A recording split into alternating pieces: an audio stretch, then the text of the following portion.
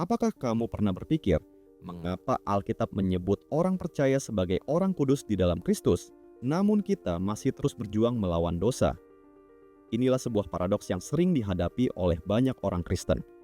Alkitab mengajarkan bahwa kita telah dikuduskan di dalam Kristus, namun pada saat yang sama, kita juga sedang dalam proses dikuduskan. Inilah yang dikenal dalam teologi reform sebagai konsep pengudusan already but not yet. Dalam video ini, kita akan membahas arti dari konsep ini. Apa sebenarnya yang dimaksud dengan already but not yet? Bagaimana Alkitab menggambarkan proses pengudusan ini? Dan apa dampaknya bagi kehidupan iman kita? Mari kita telusuri bersama. Konsep already but not yet membantu kita memahami keseluruhan proses keselamatan. Pada saat kita percaya kepada Yesus dan dilahirkan kembali, Allah telah memisahkan kita sebagai miliknya dan menjadikan kita kudus di dalam Kristus. Identitas kita di hadapan Allah telah berubah. Dia tidak lagi memandang dosa kita, melainkan memandang kebenaran Yesus Kristus dan menyatakan kita benar. Namun demikian, kita belum sepenuhnya dikuduskan. Kita masih berada dalam proses pengudusan. Kita masih bertumbuh, masih berubah, dan masih terus berjuang melawan dosa. Saat Kristus datang kembali, barulah kita akan mengalami pengudusan yang sempurna, terbebas sepenuhnya dari pengaruh dosa, dan masuk ke dalam kemuliaan. Alkitab menjelaskan kebenaran ini di banyak bagian. Mari kita lihat bersama. Pertama-tama, Alkitab dengan jelas memberitahu kita bahwa orang percaya telah dikuduskan di dalam Kristus. 1 Korintus pasal 1 ayat 2 berkata, kepada jemaat Allah di Korintus, yaitu mereka yang dikuduskan dalam Kristus Yesus dan yang dipanggil menjadi orang-orang kudus, dengan semua orang di segala tempat yang berseru kepada nama Tuhan kita Yesus Kristus, yaitu Tuhan mereka dan Tuhan kita. Meskipun jemaat di Korintus masih bergumul dengan dosa, Paulus tetap menyebut mereka sebagai orang-orang yang telah dikuduskan. Ini berarti bahwa kekudusan kita tidak didasarkan pada kesempurnaan kita, melainkan pada karya penebusan Kristus. Ibrani pasal 10 ayat 10 juga menyatakan, dan karena kehendaknya inilah kita telah dikuduskan satu kali untuk selama-lamanya oleh persembahan tubuh Yesus Kristus. Melalui pengorbanan Kristus, kita telah dikuduskan. Semuanya telah diselesaikan. Kolose pasal 1 ayat 21 dan 22, identitas kita di hadapan Allah dijelaskan dengan sangat jelas. Juga kamu yang dahulu hidup jauh dari Allah dan yang memusuhinya dalam hati dan pikiran, seperti yang nyata dari perbuatanmu yang jahat, sekarang diperdamaikannya di dalam tubuh jasmani Kristus oleh kematiannya, untuk menempatkan kamu kudus dan tak bercela dan tak bercacat di hadapannya. Namun, jika kita sudah dikuduskan, mengapa kita masih bisa berbuat dosa dalam kehidupan sehari-hari? Meskipun kita sudah kudus di dalam Kristus, atau lebih tepatnya, status kita di dalam Kristus telah menjadi kudus. Namun dalam kehidupan nyata sehari-hari, kita masih berada dalam proses bertumbuh secara bertahap untuk menjadi semakin serupa dengan Kristus. Filipi pasal 1 ayat 6 berkata, akan hal ini aku yakin sepenuhnya, yaitu Ia yang memulai pekerjaan yang baik di antara kamu, akan meneruskannya sampai pada akhirnya, pada hari Kristus Yesus. Tuhan sudah memulai pekerjaan yang baik di dalam diri kita, dan Dia masih terus melanjutkan pekerjaan itu, mengubah hidup kita hingga hari kedatangan Yesus Kristus.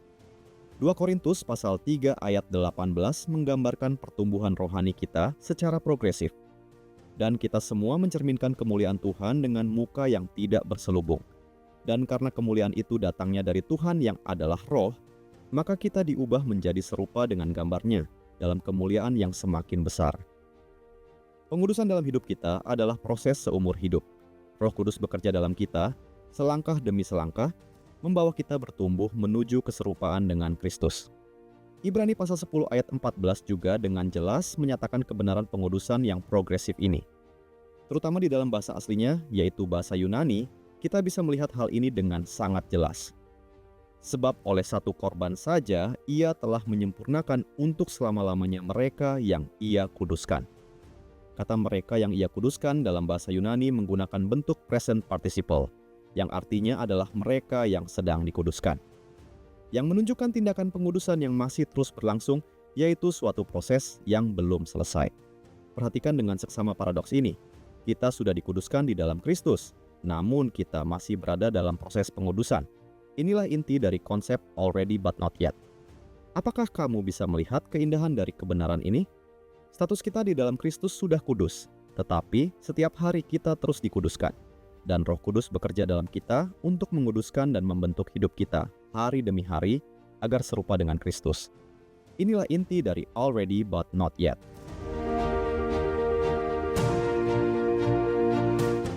Namun, proses pengudusan tidak berhenti sampai di situ. Alkitab memberitahu kita bahwa pengudusan yang sempurna akan terjadi saat Kristus datang kembali, yaitu ketika kita akan sepenuhnya dibebaskan dari dosa dan hidup dalam kekudusan yang kekal. 1 Yohanes pasal 3 ayat 2 berkata, "Saudara-saudaraku yang kekasih, sekarang kita adalah anak-anak Allah, tetapi belum nyata apa keadaan kita kelak. Akan tetapi kita tahu bahwa apabila Kristus menyatakan dirinya, kita akan menjadi sama seperti Dia, sebab kita akan melihat Dia dalam keadaannya yang sebenarnya." Saat ini, kita memang adalah anak-anak Allah, namun kita belum sepenuhnya kudus. Kekudusan kita masih bersifat posisional, berdasarkan identitas kita di dalam Kristus. Alkitab menyatakan bahwa orang percaya akan sepenuhnya diubahkan menjadi serupa dengan Kristus ketika Ia datang kembali. Itu berarti kita akan diperbarui sepenuhnya, tanpa dosa dan tanpa celah.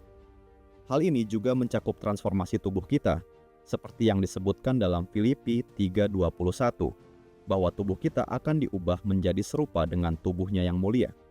Saat itu, pengaruh dosa akan benar-benar lenyap, dan kita akan hidup di hadapan Allah dalam keadaan kudus sepenuhnya.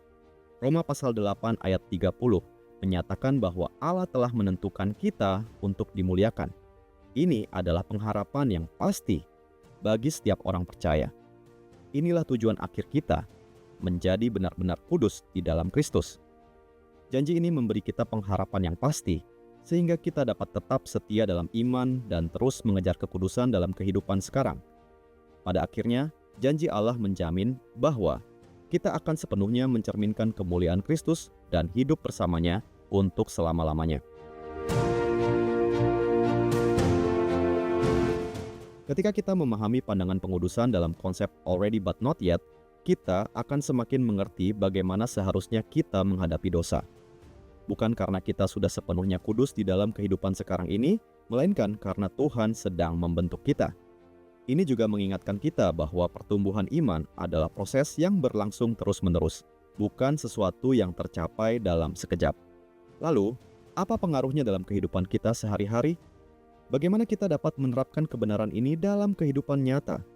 Pertama, kita perlu mengenali identitas kita, sekaligus menjaga hati yang mau bertobat.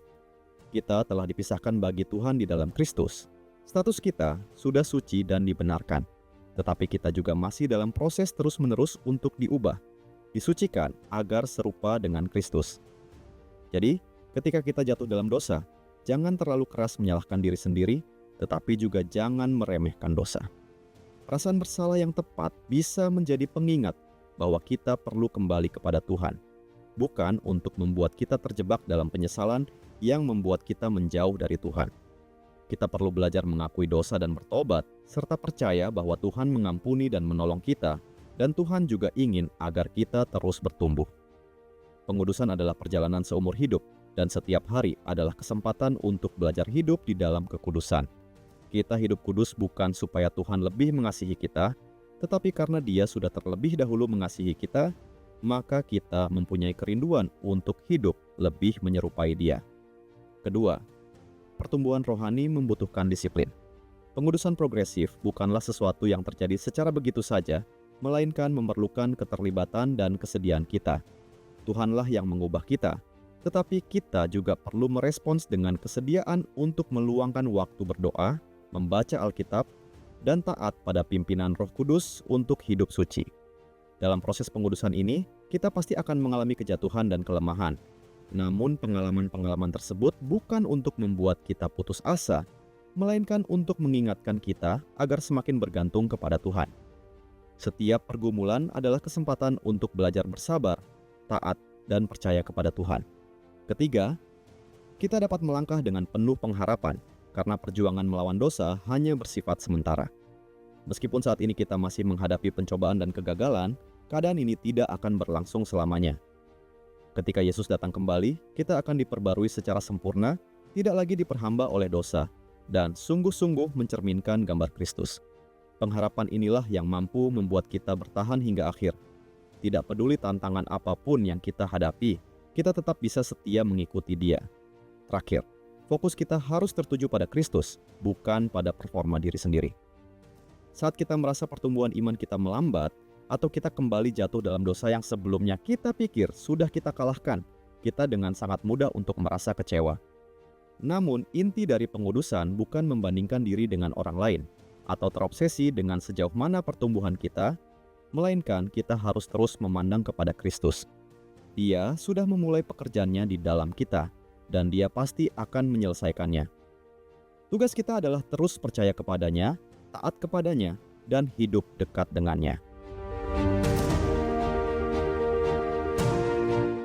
Meskipun tidak mudah untuk sepenuhnya memahami kebenaran already but not yet, kita tetap bisa menangkap intisarinya. Status kita di dalam Kristus sudah kudus, tetapi setiap hari kita masih terus dibentuk oleh Roh Kudus yang bekerja di dalam kita untuk menguduskan hidup kita hari demi hari. Kebenaran ini memberikan penghiburan yang besar bagi kita. Tuhan memanggil kita untuk mengejar kekudusan, tetapi Dia juga adalah Tuhan yang membimbing dan memimpin proses pengudusan itu. Sehingga meskipun kita masih bisa lemah dan jatuh, kemenangan sudah pasti di dalam Kristus. Kita menantikan hari di mana kita akan sepenuhnya diperbarui.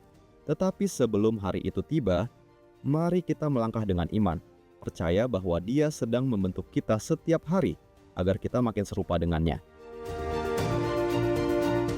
Jika video ini membantumu memahami kebenaran tentang pengudusan dengan lebih dalam, jangan lupa untuk like, subscribe, dan bagikan kepada teman-temanmu yang membutuhkan dorongan. Aku juga sangat ingin mendengar kesaksianmu, bagaimana Tuhan sedang bekerja dalam proses pengudusanmu. Tulis di kolom komentar, dan mari kita saling membangun dan mendoakan. Terima kasih sudah menonton. Sampai jumpa di video berikutnya. Tuhan memberkati.